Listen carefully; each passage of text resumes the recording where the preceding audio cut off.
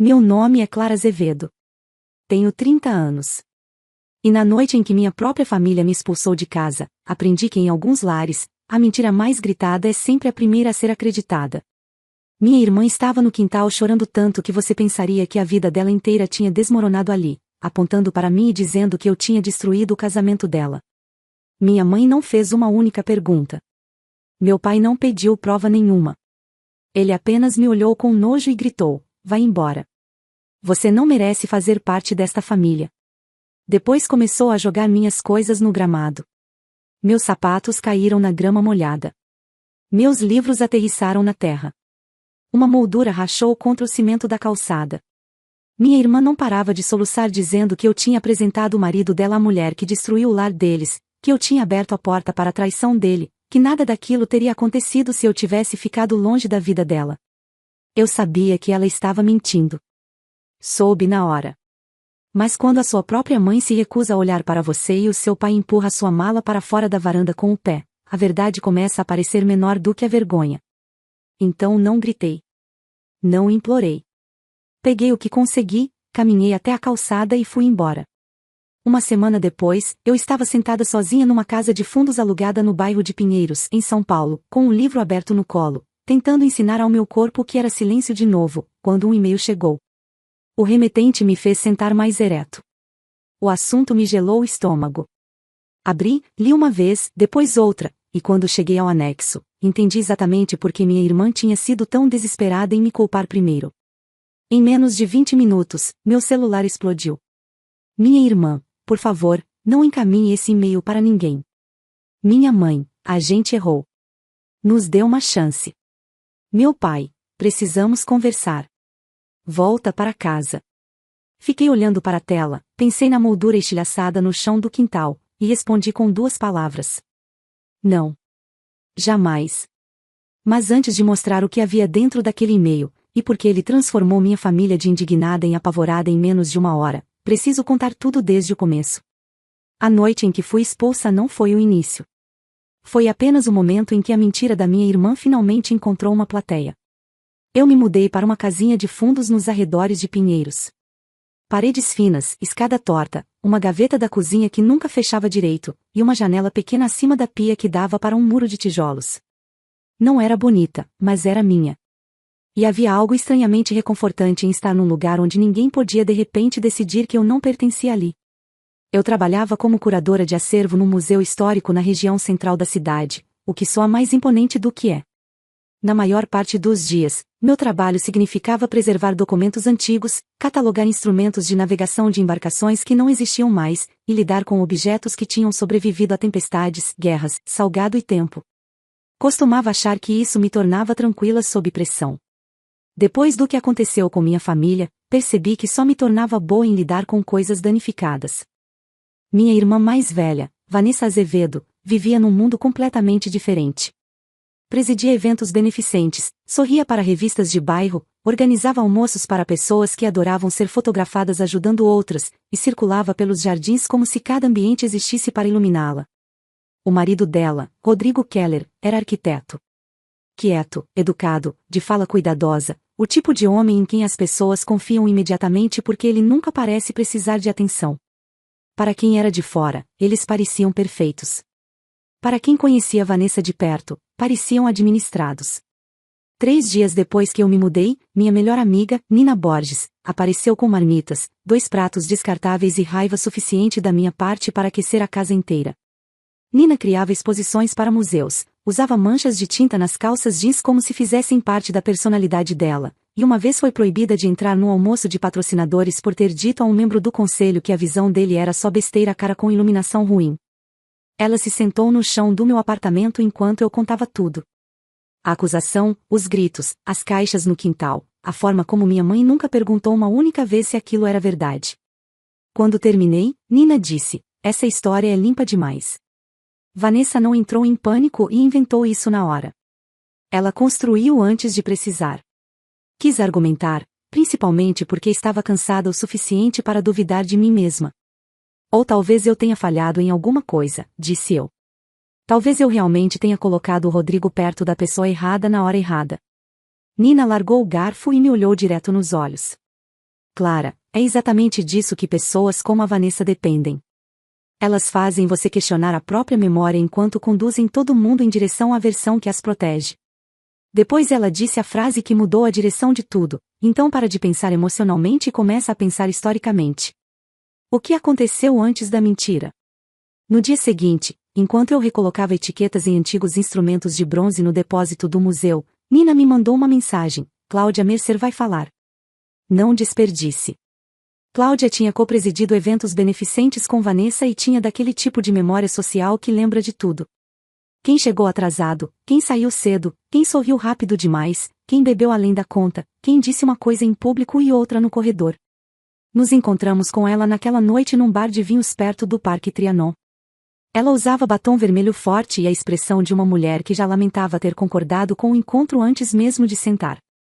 A princípio, ela nos deu respostas genéricas e bem trabalhadas. Vanessa estava sob pressão. O divórcio tinha sido emocional. Famílias eram complicadas. Então Nina se inclinou para a frente e disse: isso é elegante, Cláudia, mas não responde à pergunta de verdade. Por que Vanessa estava tão pronta para culpar a Clara? Cláudia ficou quieta. Mexeu o gelo no copo uma vez e abaixou a voz. Porque ela já estava com medo de outra coisa, disse ela. Meu pulso acelerou. Que outra coisa? Ela hesitou, depois finalmente falou. Havia rumores sobre Vanessa e um homem do Conselho de Preservação Histórica. Nada público, só sussurros, mas o suficiente para ela começar a vigiar o Rodrigo de perto, quase como se precisasse que ele fosse culpado antes que alguém olhasse muito de perto para ela. Aquela foi a primeira rachadura de verdade. Depois Cláudia nos deu um nome: Gustavo Elis. Ele cuidava da logística do fim de semana de preservação de inverno. Ela disse: se alguém sabe quem estava onde, é ele. Depois que Cláudia foi embora, fiquei sentada olhando para o copo. Nina já esticava a mão para a bolsa como se a noite tivesse apenas começado. Mas quando cheguei em casa, a adrenalina desapareceu e deixou no lugar algo mais feio. Exaustão. Exaustão de verdade. O tipo que faz desaparecer parecer mais fácil do que lutar. Olhei para as mensagens não lidas da minha mãe pedindo para eu ser razoável. E por alguns minutos, considerei seriamente deixar tudo para lá. Deixar que ficassem com a mentira. Deixar que ficassem uns com os outros. Deixar que fingissem que eu era o problema se isso me comprasse paz. Então meu celular vibrou. Nina tinha me mandado uma foto da gaveta torta da minha cozinha com uma linha embaixo: até essa gaveta sabe que está quebrada. Não significa que você finge que funciona. Ri apesar de mim mesma. Aquela mensagem idiota me impediu de desistir. E na manhã seguinte, fui encontrar Gustavo. Gustavo Elis nos encontrou num restaurante de frutos do mar às margens do Rio Pinheiros. E desde o segundo em que se sentou, ficou óbvio que ele detestava bagunça. Parecia o tipo de homem que passava as camisas ouvindo música clássica e usava lembretes no calendário para coisas que a maioria das pessoas confia à própria memória. Sua voz era calma, o relógio perfeitamente polido, e suas primeiras palavras foram: não estou aqui por vingança. Estou aqui porque sua irmã cruzou uma linha. Aquilo me disse mais do que qualquer fofoca poderia. Homens como Gustavo não entram em dramas a menos que o silêncio deles tenha começado a parecer culpa. Ele explicou que os rumores sobre Vanessa tinham começado meses antes do pedido de divórcio. Ela tinha passado tempo demais com Daniel Cruz, um consultor de restauração casado que circulava pelo mundo das ONGs e institutos culturais de São Paulo como se pertencesse a todos os lugares e a lugar nenhum ao mesmo tempo. No começo, era fácil explicar. Reuniões de comitê, planejamento de doações, agendas de eventos. Depois vieram ligações de estratégia à tarde da noite, pedidos incomuns de acomodação durante fins de semana do conselho, e 2 momentos separados em que Vanessa começou a fazer perguntas estranhas sobre Rodrigo: com quais mulheres ele tinha conversado em eventos do museu, se ele parecia distraído ultimamente, se alguém tinha mencionado que ele estava falando com alguém novo. Foi isso que me incomodou, disse Gustavo. Ela não estava perguntando como uma esposa preocupada. Estava perguntando como alguém redigindo uma defesa antes que a acusação chegasse. Meu peito esfriou. Tem certeza? Ele me deu um olhar tão nivelado que quase me envergonhei de ter perguntado. Clara, eu gerencio pessoas para viver. Sei a diferença entre pânico e planejamento. Então ele deslizou uma folha dobrada pela mesa. Era uma planilha de logística de um fim de semana de preservação em Paraty. A maior parte era rotina. Horários de chegada, notas de acomodação, contatos de fornecedores. Mas ali, escrito à mão na margem, havia 2 ajustes discretos. Vanessa Azevedo, Daniel Cruz. Mesmo andar, mesmo corredor. Remanejamento silencioso. Cônjuges não notificados. Nina soltou o ar devagar. Eu encarei a página e senti meu estômago apertar. Era alguma coisa, mas não o suficiente. Não para pessoas como meus pais. Não para uma mulher como Vanessa. Ela pode explicar isso, disse eu. Coincidência de trabalho. Aparência ruim. Gustavo acenou com a cabeça. Provavelmente. Por isso você precisa de algo de dentro do casamento. Ele me deu o nome do Rodrigo antes que eu pedisse. Rodrigo suspeitava que algo estava errado muito antes de ela entrar com o pedido de divórcio.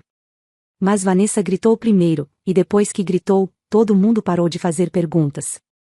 Entrei em contato com Rodrigo naquela noite.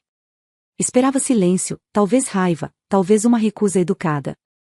Em vez disso, ele respondeu em menos de 10 minutos. Podemos nos encontrar amanhã. Nos encontramos na manhã seguinte num banco sombreado na Praça da República. Rodrigo parecia um homem que tinha perdido o sono por meses e só recentemente tinha admitido isso para si mesmo. Ele não perdeu tempo. Vanessa contou às 2 famílias que você me apresentou a alguma mulher através do museu, disse ele. Disse que limites emocionais foram cruzados. Olhei direto nos olhos dele. Foram. O rosto dele endureceu inteiro. Não. Conversei com aquela patrocinadora 2 vezes, ambas em público, e as 2 conversas duraram talvez 5 minutos. Vanessa precisava de uma versão dos fatos que a fizesse parecer machucada em vez de culpada. Passei a ele a planilha do Gustavo. Ele leu devagar, o maxilar tensionando. Eu sabia, murmurou. Então ele me contou algo que mudou a história inteira.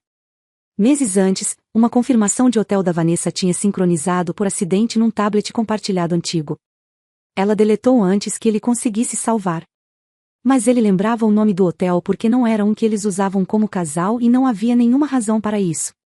No momento em que ele disse, meu corpo inteiro ficou imóvel. O Hotel Estalagem da Serra, uma pousada boutique nos arredores de Paraty.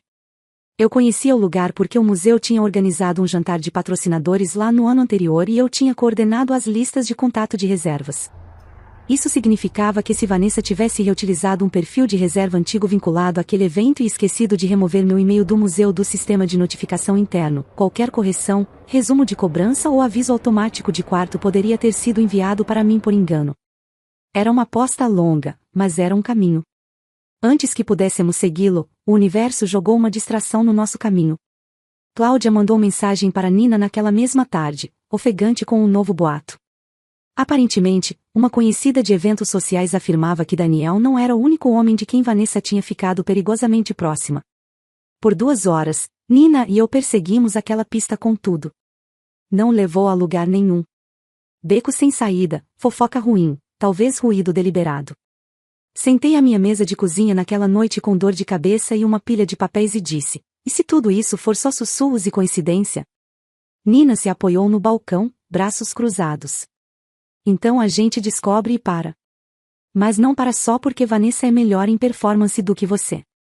Ela tinha razão. Então, em vez de confrontar minha irmã com meia prova e deixá-la chorar para sair do aperto, abri o notebook e comecei a vasculhar em busca de algo que ela não pudesse atuar por cima. Algo que não se importasse com o quanto ela chorava de forma convincente. Algo escrito. O dia seguinte foi um tormento. Passei a manhã no museu fingindo funcionar como um ser humano normal enquanto meus pensamentos não paravam de girar em torno da mesma possibilidade. No horário do almoço, puxei arquivos antigos do jantar de patrocinadores do museu na Estalagem da Serra e vasculhei todas as planilhas de logística antigas, listas de acomodações e perfis de notificação que consegui encontrar. E ali estava, um perfil interno de evento do ano anterior com meu e-mail do museu registrado como contato secundário para ajustes de reserva e correções de cobrança. Não anotações privadas de hóspedes, mas o transbordamento administrativo que ninguém considera até que dê errado. Se Vanessa tivesse reutilizado parte daquele perfil ao fazer uma estadia privada e esquecido de remover meu endereço, o sistema do hotel poderia absolutamente me mandar algo por engano. Era tudo o que eu precisava, um caminho. Redi uma mensagem cuidadosa para a central de atendimento ao hóspede. Não acusei ninguém. Não mencionei traição nem minha família nem o divórcio de Vanessa. Simplesmente expliquei que acreditava que meu e-mail do museu ainda poderia estar vinculado por engano a um perfil de reserva reutilizado de um evento anterior de uma organização sem fins lucrativos, e perguntei se algum aviso administrativo recente poderia ter sido encaminhado incorretamente. Então enviei e tentei não checar minha caixa de entrada a cada 3 minutos como uma louca. Na tarde seguinte, eu já começava a achar que a pista estava morta. Às 3 da tarde, me odiava por ter esperado. Às 4, estava no laboratório de restauração do museu segurando uma bússola de bronze restaurada e pensando que talvez a prova não importasse de qualquer forma. Talvez minha família já tivesse escolhido a história que preferia porque era mais fácil do que a vergonha. Então meu celular vibrou. Um novo e-mail. Remetente, Estalagem da Serra, atendimento ao hóspede. Assunto, correção de contato de notificação secundária, resumo de cobrança em anexo. Pousai a bússola e abri o e-mail. A primeira linha era educada. A segunda mudou tudo. O hotel pedia desculpas pelo inconveniente e confirmava que meu endereço de e-mail tinha permanecido por engano como contato de notificação secundário num perfil de reserva executiva reutilizado. Em anexo, para meus registros, estavam os avisos de reserva corrigidos e os resumos de cobrança que tinham sido gerados antes que o erro fosse descoberto. Minhas mãos não tremeram. Não de imediato. Abri o PDF e li cada página. Vanessa Azevedo, Daniel Cruz. 2 suítes contíguas. 2 fins de semana separados. Preferência de privacidade solicitada. Serviço de vinho à meia-noite. Registros de manobrista. Serviço de quarto depois da meia-noite. Uma anotação mencionando arranjos de acesso discreto. Voltei ao corpo do e-mail e li de novo porque precisava ter absoluta certeza de que entendia o que estava vendo. E ali estava, simples e devastador. Não era fofoca, suspeita ou algum aviso anônimo misterioso.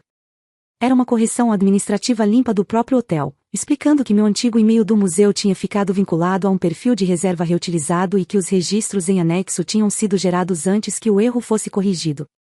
Esse era o e-mail. Era aquilo que minha família ficou apavorada. Uma confirmação burocrática, profissional, impossível de chorar por cima, de que minha irmã tinha estado exatamente onde não deveria, com exatamente o homem com quem não deveria estar, durante o mesmo período em que me acusava de destruir o casamento dela. Mandei mensagem para Nina com 3 palavras: eu tenho. Ela ligou imediatamente. Lê para mim. Li, quando terminei, ela já estava no carro. Nos sentamos no estacionamento do museu com o anexo aberto entre nós, e ela disse: é por isso que pessoas como a Vanessa têm medo de papelada. Drama pode ser contestado. Registros não podem. Ainda tinha uma escolha a fazer. Mandar imediatamente ou confrontar Vanessa primeiro. Escolhi o confronto. Em parte porque queria ver o rosto dela quando a performance falhasse. Em parte porque mentirosas encurraladas às vezes revelam mais do que pretendem. Ela abriu a porta do apartamento dela no Itaim Bibi de blusa creme e maquiagem impecável, como se a mulher que tinha soluçado no quintal dos nossos pais tivesse sido interpretada por uma dublê. O que você quer? Ela respondeu seca. Entrei antes que pudesse me bloquear. Saber por que você me culpou pelo seu divórcio antes que alguém perguntasse o que você estava escondendo. Ela deu uma risada dura e curta. Você é inacreditável. Levantei o celular. A estalagem da serra discorda. A reação foi mínima, mas eu vi. Um lampejo, uma pausa, um segundo em que a atriz dentro dela perdeu a deixa. Do que você está falando? Ela perguntou. Passei a ela a primeira página do resumo de cobrança. Seus dedos apertaram. Seus olhos baixaram. Quando ergueu o olhar novamente, o medo tinha finalmente substituído a performance. Como você conseguiu isso? Ela sussurrou. Do e-mail que sua descuido mandou para a pessoa errada, disse eu. Ela tentou a negação, depois a indignação, depois o ataque. Então agora você me espia. Não, disse eu, você reutilizou um perfil antigo e acidentalmente se delatou. Ela se virou, depois disse a única coisa que fez o cômodo inteiro ficar frio. O Rodrigo já estava indo embora de qualquer forma. Me aproximei. Então por que me culpar? Ela se virou e sibilou, porque você era conveniente. 4 palavras. Era isso. Sem tristeza, sem pedido de desculpas, sem pânico. Só arrogância. Minha vida tinha sido mais fácil de sacrificar do que a reputação dela. Aquela frase matou o último resto de compaixão que ainda tinha. Saí sem dizer mais uma palavra. Na metade do quarteirão, meu celular começou a iluminar com ligações da minha mãe, depois do meu pai, depois de Vanessa. Não atendi nenhuma. Eles já sabiam. A única questão agora era o que eu faria com aquilo.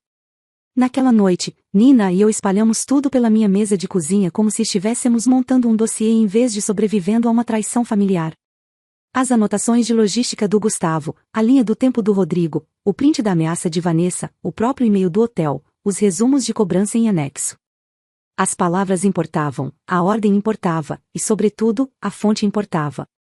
Se eu simplesmente encaminhasse as contas do hotel, Vanessa diria que eu as roubei ou manipulei. Mas o e-mail de atendimento ao hóspede mudava isso. Ele explicava exatamente por que os registros tinham chegado até mim e tornava tudo muito mais difícil de distorcer. Construímos o e-mail com cuidado. Sem gritos, sem insultos, sem melodrama. Só cronologia e prova.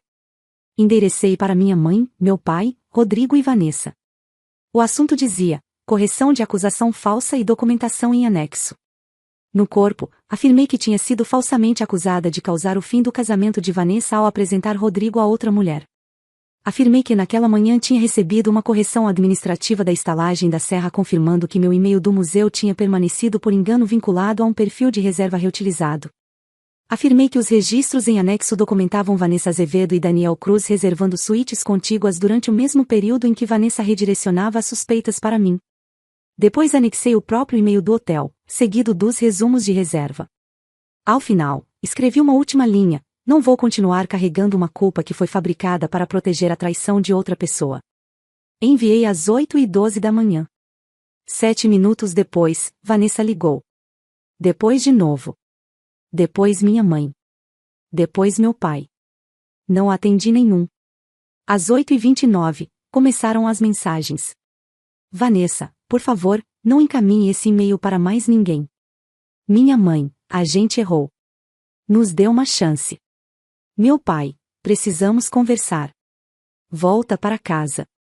Depois mais uma dele: isso precisa ficar em família. Em família? Aquela palavra quase me fez rir. Não tinha havido nada de privado em ter minhas coisas jogadas no quintal como lixo. Olhei para a tela, lembrei do tom da voz do meu pai me dizendo que eu não merecia fazer parte da família, e respondi com 2 palavras. Não. Jamais. Rodrigo ligou de um número que eu ainda não tinha silenciado. Quando atendi, ele ficou quieto por um momento antes de dizer: obrigado. Não porque estava feliz, não porque a verdade tornasse o divórcio mais fácil, mas porque alguém finalmente tinha colocado por escrito o que Vanessa tinha passado semanas tentando soterrar sob performance. Ele me disse que seu advogado usaria o e-mail e os anexos. Disse também que a esposa de Daniel já tinha questionado cobranças inexplicáveis de hotel uma vez antes e sido enganada. Agora ela tinha razão para parar de aceitar respostas vagas. Por volta do meio-dia, minha mãe apareceu no museu. Um voluntário veio me dizer que uma mulher perturbada estava esperando no saguão. E no segundo em que a vi parada embaixo do mural de navios em tempestade, torcendo a alça da bolsa, soube por que ela tinha vindo. Clara, por favor, ela disse assim que me viu. Não faça isso com a gente. Aquela palavra, a gente, caiu como um insulto. Vocês já fizeram algo comigo, disse eu. Vocês me mandaram embora sem fazer uma única pergunta. Ela começou a chorar imediatamente. Mas Vanessa disse. Eu sei o que a Vanessa disse, interrompi. Quero saber por que minha própria mãe não se importou em saber se era verdade. Ela tentou a linguagem habitual. Emoção, confusão, família, desespero. Depois a frase real finalmente escapou: se isso se espalhar, a Vanessa pode perder tudo. Era isso. Não dor por mim, medo por ela. Ela devia ter pensado nisso antes de usar a minha vida como almofada, disse eu. Ela alcançou meu braço. Dei um passo atrás. Volta para casa, ela sussurrou. A gente resolve. Olhei para ela por um longo momento e disse: uma casa não é um lar quando joga fora a filha errada para proteger a culpada. Ela não teve resposta para isso. Naquela tarde, meu pai mandou mensagem pedindo que eu fosse à casa deles para uma conversa. Fui porque uma parte de mim precisava ouvir como a verdade soava naquele ambiente depois que a mentira parou de funcionar. Vanessa já estava lá, pálida e raivosa. Minha mãe tinha lenços de papel prontos sobre a mesa de centro. Meu pai estava em pé atrás da cadeira como se a postura pudesse de alguma forma criar dignidade. Ele começou com: você já provou seu ponto? Respondi: não. Os documentos provaram meu ponto. Eu só os encaminhei. Vanessa começou a falar sobre pressão, solidão, tensão emocional, como casamentos são complicados, como erros acontecem.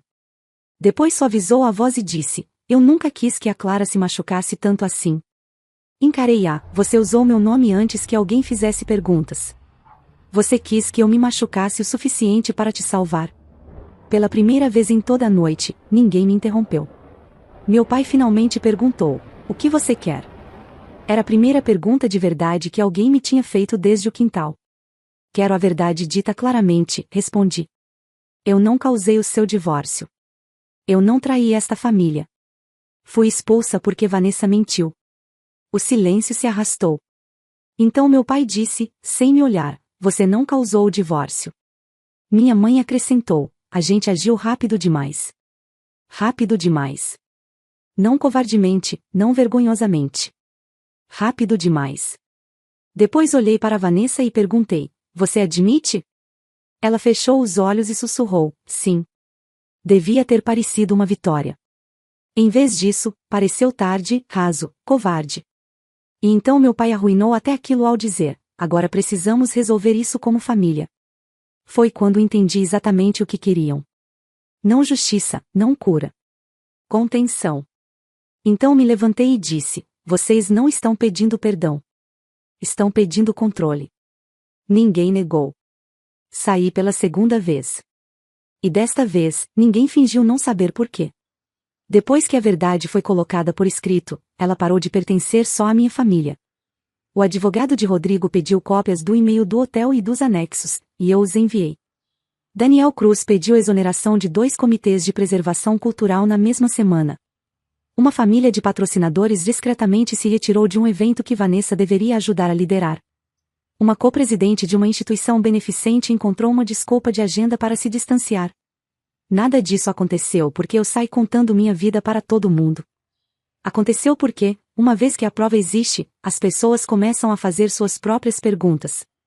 E minha irmã tinha construído toda a vida dela na suposição de que isso nunca aconteceria. 3 dias depois, Vanessa apareceu na minha casa de fundo sozinha. Sem maquiagem, sem sorriso polido, sem testemunhas.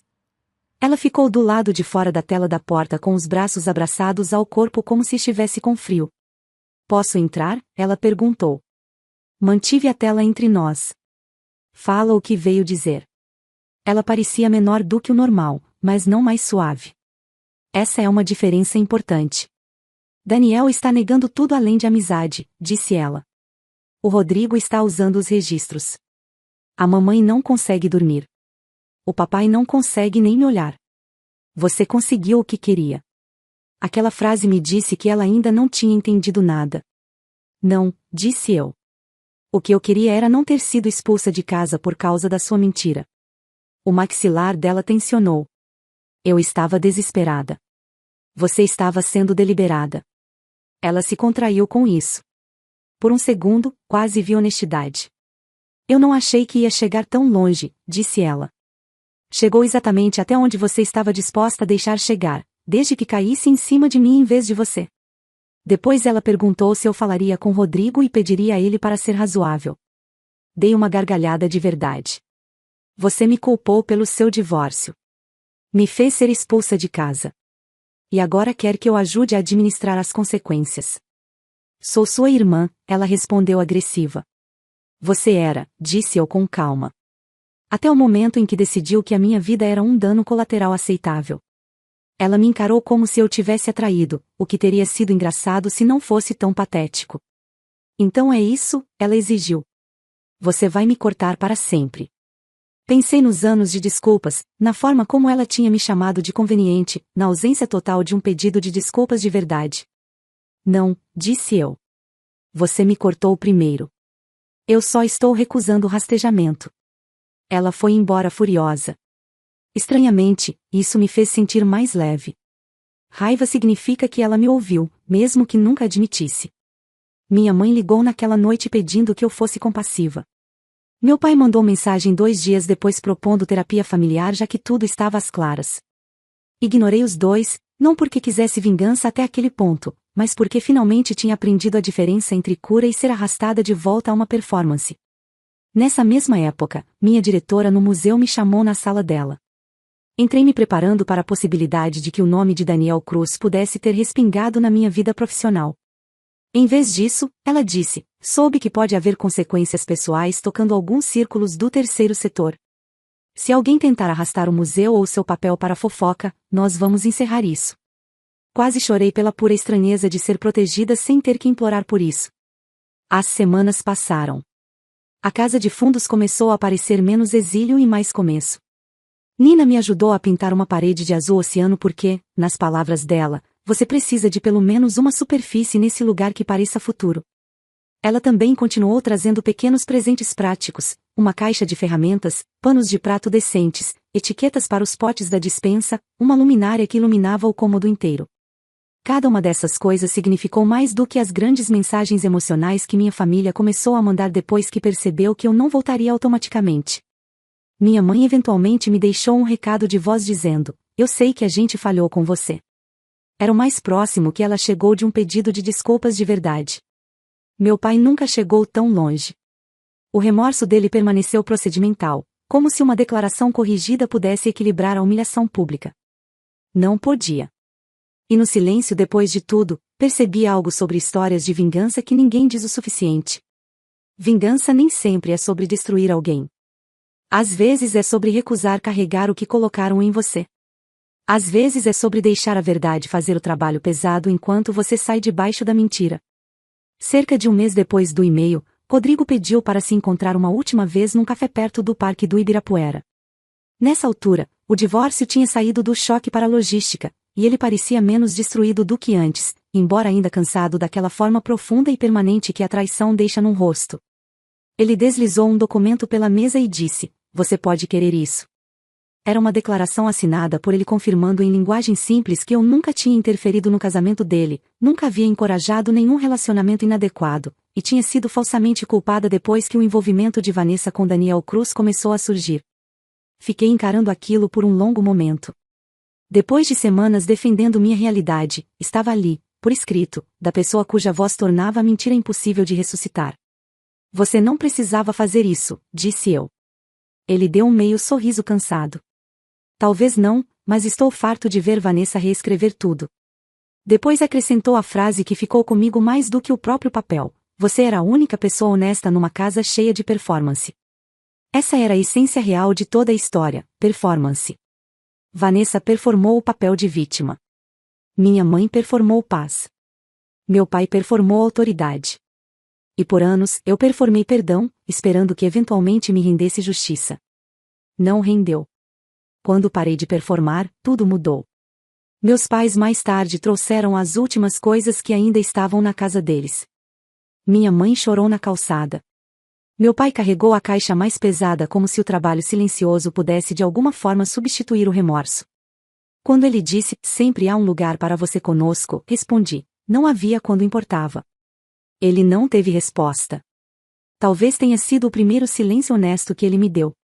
Vanessa saiu do apartamento não muito depois.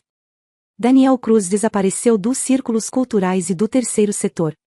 Minha irmã não perdeu absolutamente tudo, pessoas como Vanessa raramente perdem.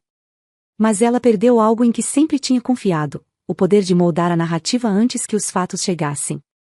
Quanto a mim, fiquei em São Paulo. Mantive meu emprego. Comecei a dormir a noite toda novamente. Aprendi quais degraus da escada rangiam e parei de ouvi-los como solidão. Nina continuava insistindo que eu parecia mais alta ultimamente. Talvez eu estivesse mesmo. Vergonha dobra a coluna mais do que a dor. No aniversário da noite em que fui expulsa, minha mãe mandou uma mensagem: ainda rezo para que você volte para nós. Fiquei olhando para ela um tempo antes de responder. Voltei para mim mesma. Isso tem que ser suficiente. E era. Porque o verdadeiro final desta história não é apenas que um e-mail mudou tudo. É como ele mudou tudo. O e-mail era da estalagem da Serra, enviado pelo atendimento ao hóspede para corrigir um erro de contato que Vanessa nunca percebeu. Ele explicava que meu antigo e-mail do museu tinha permanecido vinculado a um perfil de reserva reutilizado e incluía resumos de cobrança mostrando Vanessa e Daniel reservando suítes contíguas durante a mesma semana em que ela me acusava de destruir o casamento dela. Aquele único e-mail expôs a traição, expôs a mentira, expôs com que rapidez minha família escolheu a conveniência em vez da verdade, e expôs o quanto eles ficaram apavorados no momento em que a papelada substituiu o drama. É por isso que as mensagens chegaram tão rápido. Não porque de repente me amassem mais, mas porque de repente entenderam que eu tinha prova. As pessoas falam de vingança como se precisasse parecer fogo para contar. A minha não pareceu. A minha pareceu um assunto de e-mail limpo, um anexo de hotel, e o fim da minha cooperação. A minha pareceu recusar voltar para casa só porque as pessoas que me quebraram finalmente ficaram com medo. A minha pareceu duas palavras: não, jamais. Minha família me expulsou porque minha irmã me culpou pelo divórcio dela. Depois um e-mail mudou tudo. Não porque criou a verdade, mas porque forçou todo mundo que estava se escondendo dela a finalmente vê-la por escrito.